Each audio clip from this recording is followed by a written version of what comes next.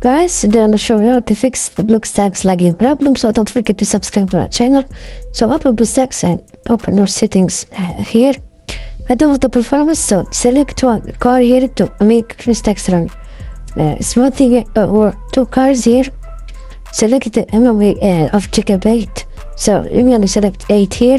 So make sure you click here. Performance mode is the average. So now let's open our task manager. Control and Supreme.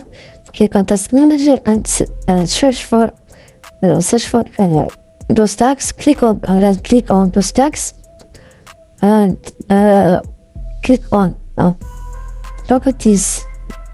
Click on BlueStacks. Head over to details here on the left side bar. Choose your BlueStacks running app and click on rightmost click and click on define priority, and here you can select high or above normal. So click above normal and click on modify to make BlueStacks priority so high and fix lagging problem. This is pretty much it, guys. If you found this can take from, don't forget to like, subscribe, leave a